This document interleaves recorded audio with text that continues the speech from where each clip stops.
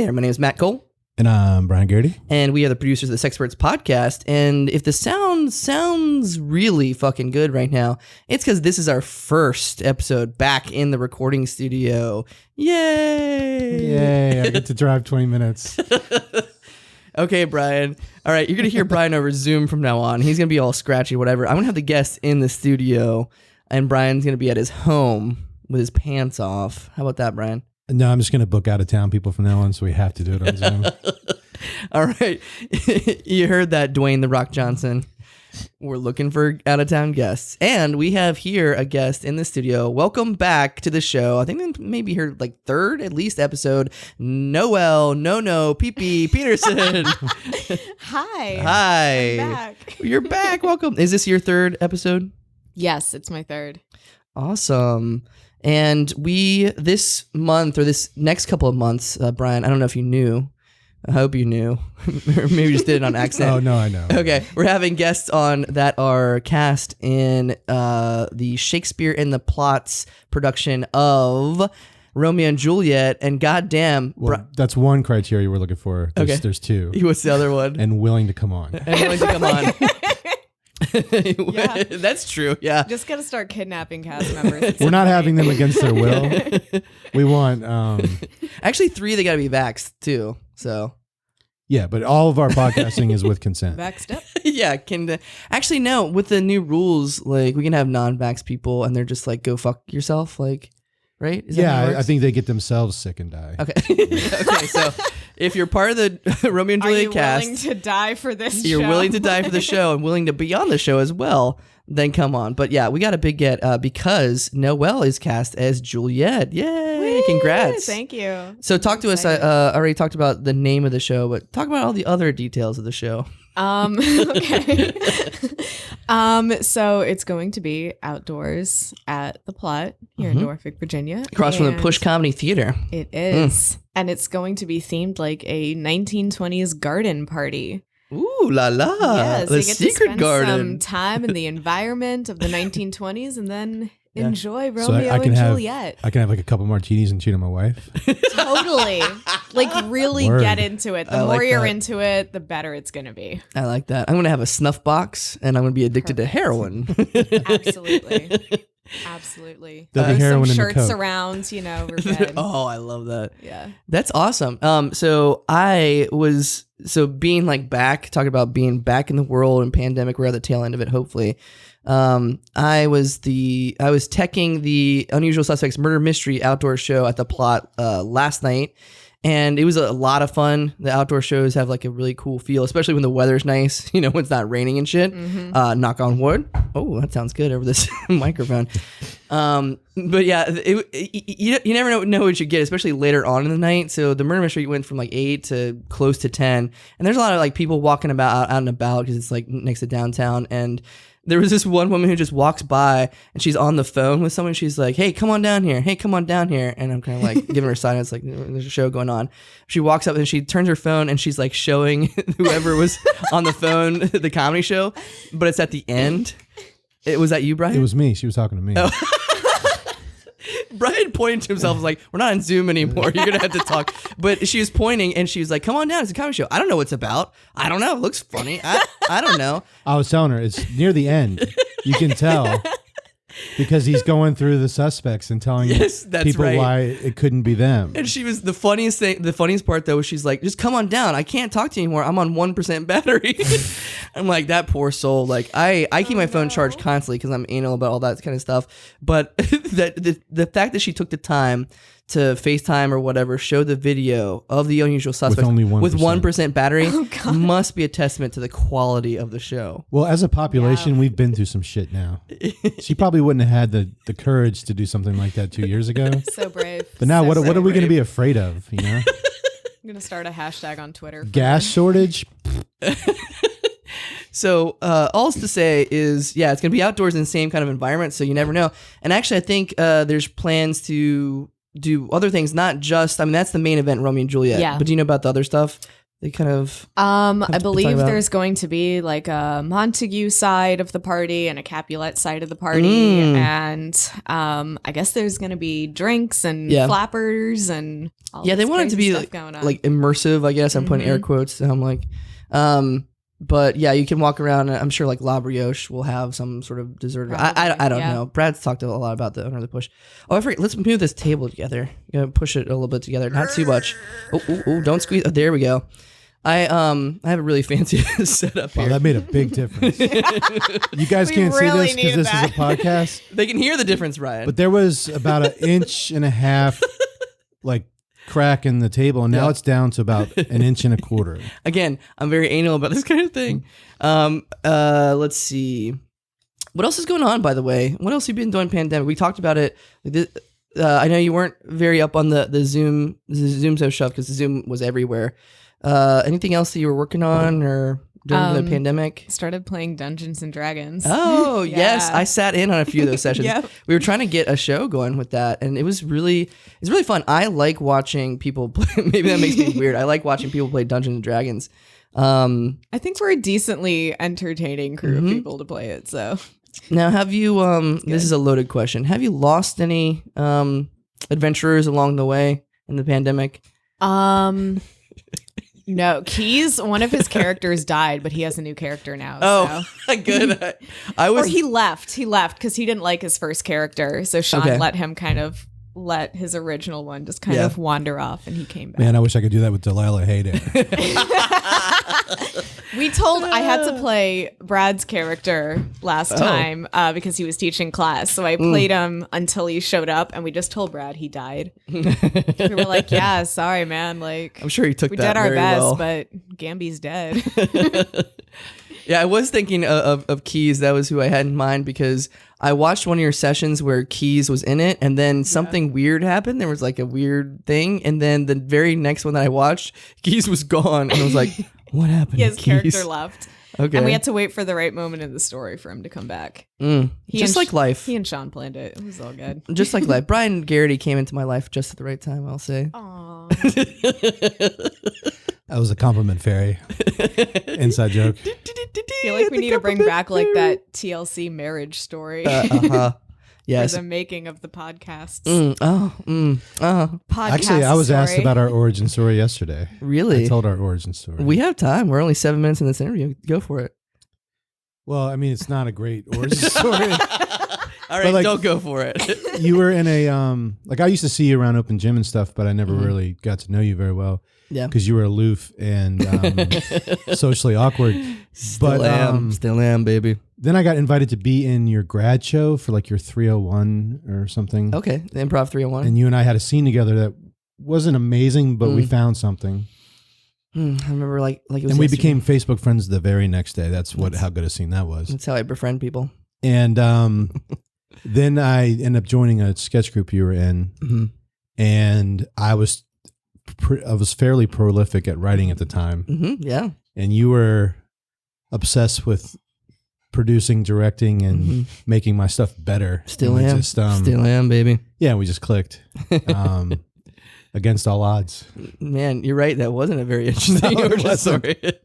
But I bet a lot of people don't know because a lot of people didn't know us before we knew each other. It's just like a thing that's always been there, like water. You know, like we're elemental. Like you just assume Paul McCartney and John Lennon were like brothers, right? They just grew up together, right? They didn't meet. Yeah. You think like Hootie and the Blowfish were just always together, you know, with the Blowfish. Yeah.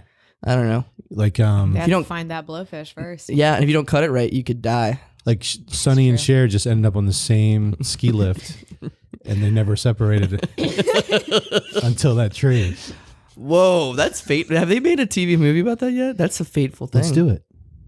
Let's produce it. Yeah, you write it. I'll direct it. Okay. All right. Have we got all the details about Romeo and Juliet? When can we watch this thing? Is this on like the TV or like? It's a live performance. Okay. Was it going to be released as a podcast? You know, I mean, I'm looking to do. You might be able to. You might be able to swing that. Actually, I'm gonna punch in on that board. Nobody will know. I'll just jack in the board on the soundboard and just record it. It is the third weekend of July. Was that the 23rd to the 25th, I think. Cool. So there's multiple dates of this. So yes. And I know Brian is already scheduled to do the last one because he's like on vacation or something, right? I get back from vacation on the 25th. Mm-hmm. I will Cutting it close. put all my stuff away and I will haul ass to Throw downtown on that Norfolk. zoot suit and come on over. Get my zoot suit and my my stilts. I'll be the guy on stilts drinking a martini, cheating on his wife. Talk about, and I know that probably should have been a wrap there, but I realized like we didn't talk a whole lot about you. Let's talk more about you. Let's talk about our origin story. Yeah, let's go back to. Thanks for being here, Noelle. Let's talk about our origin story. I just enjoyed seeing the cupids, fly into the studio. Yes, yeah. Oh my God, look how. If it sounds echoey, it's because we're in a room with a 75-foot ceiling. I never get used to that. I'm gonna put something on the ceiling. What should I put on this? All right. Anyways, back to you. Noelle, talk to us about your relationship with William Shakespeare. My relationship with William Shakespeare. Well, not many people know I was born in the early 1500s. Yeah, it's always been, like Sonny and Cher, Noelle, and Shakespeare. Yeah. What kind of plays have you done in the past? Have you read Romeo and Juliet before? Seen any of the movies? That kind of thing. And no spoilers. Well, let's see. I've done other Shakespeare shows. I've done Henry V. I played both Catherine and Boy. I saw that one. And that was at ODU, right? Yes. Yeah. So I had like my Catherine dress underneath my Boy military uniform, which was pretty fun. Very Shakespearean. Oh, yes. Brian's read the Cliff Notes on Macbeth once. Okay. Done Midsummer Night's Dream. Oh yeah, that was Romeo, in. yeah. Wait a minute, I've seen you in all this shit. Okay, yeah, that one was TCC. No, not TCC in the Park. What was it called? That was Shakespeare in the Grove. Shakespeare in the Grove. Now you're doing Shakespeare in the Plot. I'm doing Shakespeare in the Plot. Yes. Which now that I think about it, Shakespeare in the Plot sounds like it's in cemetery, right? Oh. Ooh, that's a little morbid. Well, it's foreshadowing. Yeah, we're putting this out there right now. It's not in a cemetery. Yeah. It's a plot of land. It's about not for burial. 4 blocks from one. Is it really? What? Isn't it? The one at Princess Anne? Oh, you're right. Now I'm all morbid. Anyways, what else? What else have you done in Shakespeare? I've done a little bit of Hamlet. Not the complete show. It was called Hamlet in Pieces. It was an interesting production. It was like a mix of the actual scenes from the show and like our personal experiences that Hamlet kind of reminded us of. Yeah. So there were multiple Ophelias in that production. And I was one of the Ophelias. I got to do her running and screaming, talking about how Hamlet came at her to Polonius scene. That sounds fun. Yeah. Was that like a student show or what was that? I didn't see that one. That was directed by Chris Hanna about 6 years ago at ODU. Cool. Yeah. Nice. It was a really cool production. What about you, Brian? Any Shakespeare in your past? My high school did did Rosencrantz and Guildenstern Are dead, and I watched it. Good. So you're kind of sewer. Yeah, I get it. So I saw you in something. Were you in that one? I don't think No was. When you were like y'all were power dancing to Shakespeare. Slam dancing. Yeah. That was old Macbeth. That was a great one. McCore Theater. Yeah. But no Romeo and Juliet yet. No, it's been a dream role since I was like 15. Ooh. So I'm finally getting my ultimate dream role, which is really exciting. Juliet has this long soliloquy before she, spoiler alert, drinks a sleeping potion. Oh no. Damn it. Don't do that, I Jewel. memorized that when I was like 15 years old. Cool. So Nice. I already know part of it. That's cool. Off book for So soliloquy. I have a question for two people who do Shakespeare from time to time. Throw it at me, Daddy. How much time does it take to get off book for something like that? It varies. Yeah, it varies. When I asked you to do this podcast, I thought you'd be like, I'm in fucking Shakespeare in July. I'm going to be doing lines, asshole. Doing lines of coke. It really depends. You really got to double down on that, especially like. Well, okay, so here's how you can think of it. It's not even like your normal language. I find that easier Yeah. to remember because it's so unique. And with like memory stuff, and I'm a big like mnemonics guy, and thinking about like the more unique it is, the more it sticks out in your mind. So that helps me. But you really have to know what you're fucking talking about. You can't because you can't like Yeah. get it close. You have to get it right. You have to get it exactly right, especially with a big famous monologue like Noelle has with Juliet's. There's going to be assholes in the audience. I'll say assholes in the audience who are like, well, she didn't get that. I was one of those assholes actually when I saw a recent version of Macbeth, and the guy fucked up even slightly on the tomorrow and tomorrow and tomorrow speech for Macbeth. And I'm like, you got some words out of order, bro. It's not right. I mean, everybody knows his fucking speech. Yeah. But, it's... You got to put the work in. And what I was going to say is like it's different from sketch comedy where, depending on the script, it's not Shakespeare. Yeah. So like you don't really have to memorize. If I've written it, I treat it like Shakespeare, and it infuriates me when somebody gets my joke wrong. Yeah. Well, that's... And I'm the guy in the audience going, you didn't get the joke right. It depends on the character too. Like some characters speak a lot more in poetry, and then others speak a lot more in prose if they're a more logical kind of character. And then like with Catherine, it was a whole different thing because she only speaks French. Oh, and wow. old French, not even modern French. So Ooh. So are you already working on it?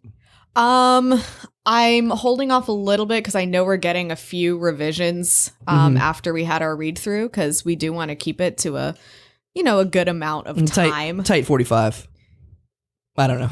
90, I think. We're going for 90. Oh, boy. 90 in July in the plot. Look, we're just going to be so captivating. You won't even notice. We're going to go with the number of minutes per degree it is outside. So that's true. We could go between 90 and 97 minutes. Yeah, but that is good. And I don't know if you know about this, Brian, but like some of the scenes just don't translate like to modern day, and people won't get it because historically this stuff doesn't happen, and it'll just confuse. So just cut. So you're allowed to edit? Cut. Yeah.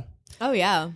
I thought so. I'm obviously not a theater person per se.